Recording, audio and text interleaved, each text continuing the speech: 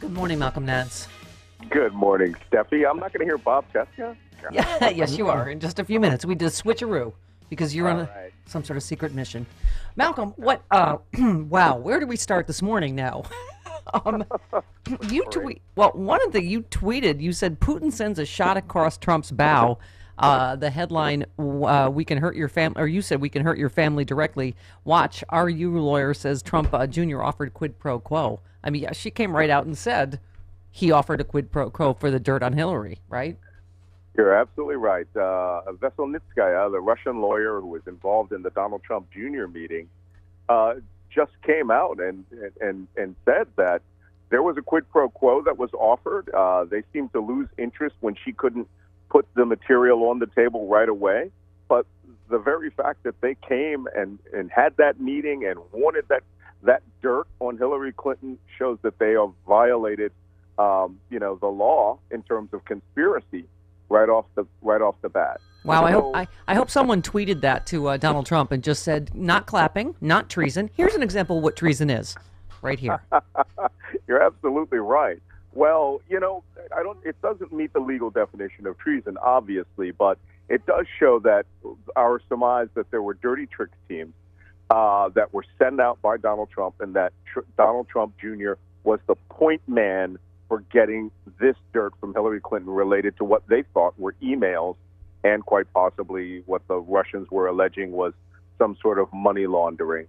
That being said, by Veselnitskaya coming out and saying this is Moscow's personally handled person coming in front of the public and essentially putting this in the hands of Mueller, who probably already knows it, and essentially saying, here, we're going to hurt you a little bit right now. But this is an example of how little we can hurt you. From this point on, she could come out and allege all sorts of other things, or and essentially make Donald Trump dance. And okay, here's the Trump Jr. dance. Right. Here's the operative question: why do you think?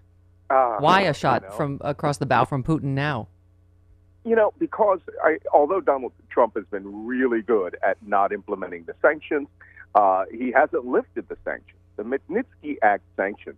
I've been writing about this for the last 2 weeks now, about why Russia is carrying out all these active measure intelligence operations. You're talking access to billions upon billions of dollars that they can't touch. It can't come into the international markets. It can't flow through U.S. banks. All their real estate holdings in the United States are essentially subject to being seized. These people want their money back. And that is the fundamental reason that they're now playing a little bit of hardball.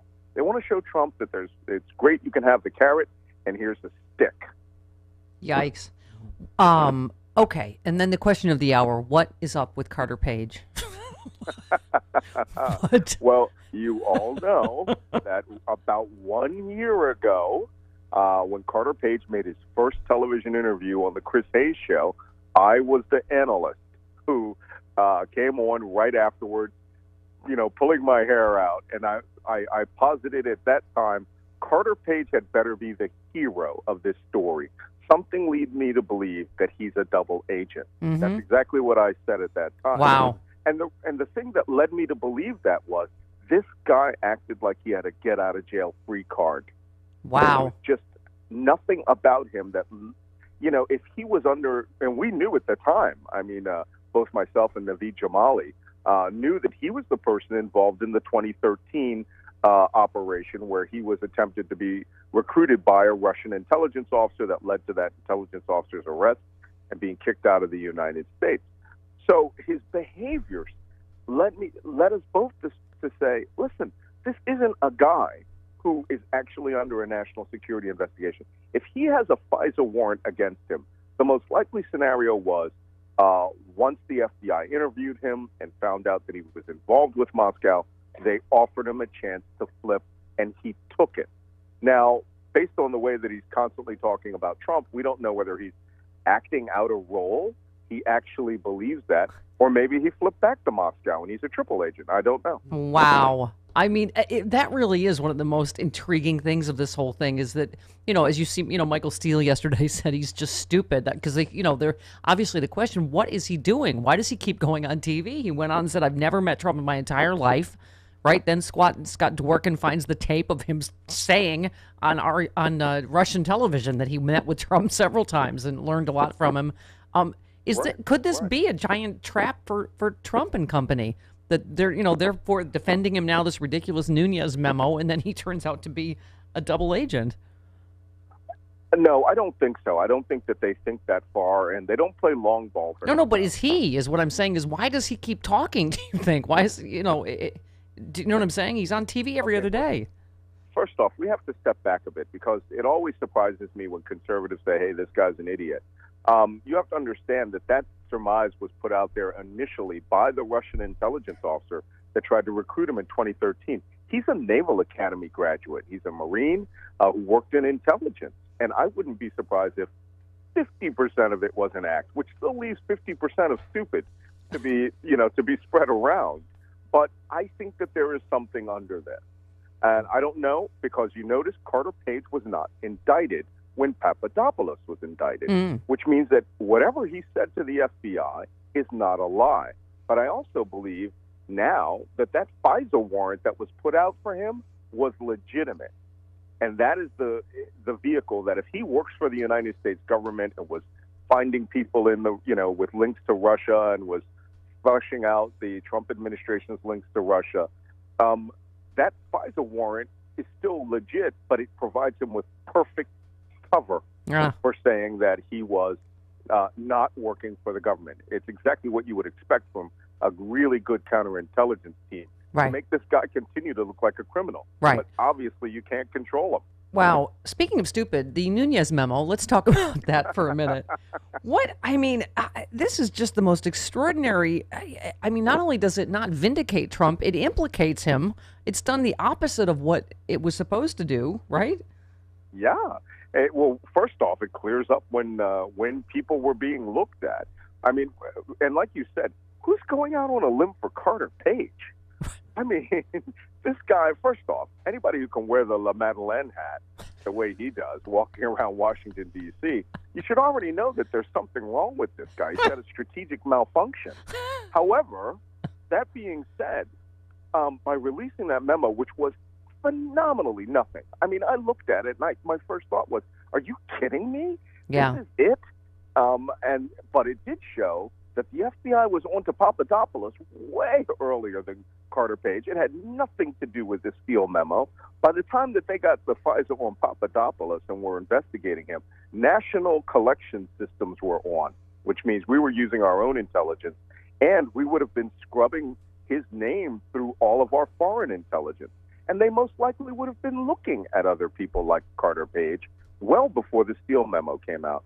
So all I know is that, look, this is a panic.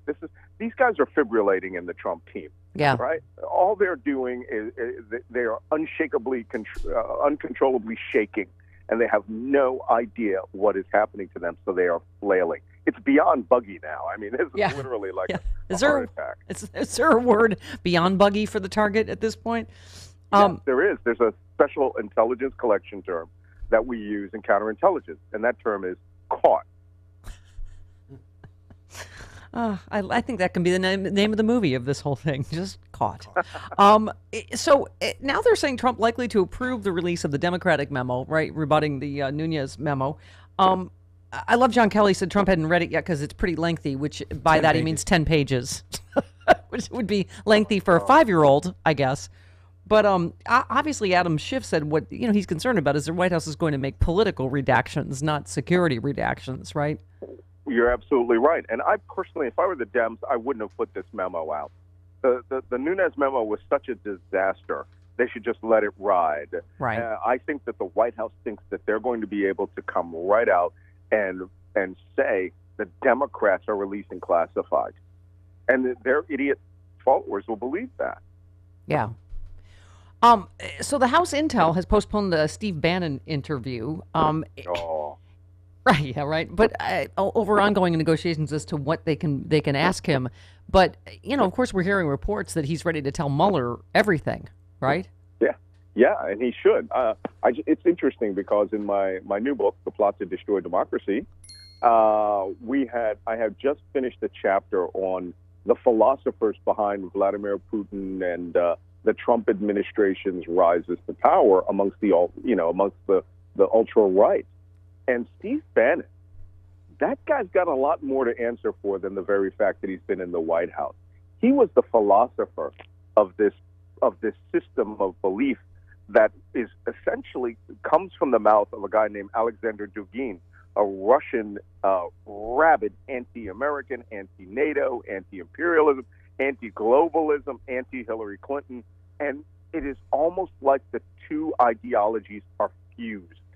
And Bannon's going to have to be able to talk about that. Does he have any contacts with them? But I think his biggest trap for Steve Bannon is his ties to Cambridge Analytica. Yeah. And if he has to talk about that, well, he's going to be, if he does the Karl Rove thing, he'll come off as an unindicted co-conspirator. Yeah. Obviously, Adam Schiff, you, others have said, I mean, there really is this palpable sort of panic on Capitol Hill in the sense that something really big is coming sooner. They wouldn't be going to these lengths. Do you have a sense of what that is or when? Or what's, in terms of Rosenstein, Mueller, all of it? No, I as of right now, I think that the very fact that Mueller has indicated that he wants to talk to Trump spells endgame, at least on obstruction of justice. And there was a brilliant tweet yesterday. I don't know who put it out, but they said Trump's lawyers to the Justice Department, "We're sorry, Your Honor, we cannot have our client testify. He's a liar." So yeah. We're at that point where if they want to interview him and they force the matter, Donald Trump, I think, will override all logic and common sense and will go right in there and do what I call, the arrogant confession. Right. And it will end him. Yeah. Well, no, that's this thing today, that he still wants to talk to Mueller, because I think you're right. It's always the hubris that gets you. Works for me. Yeah. Yeah. All right. Malcolm, great stuff. As always, we will talk to you soon, I hope. All right. Take care. All right. There he goes. Malcolm Nance. Yo, man. I preemptively did not wear pants.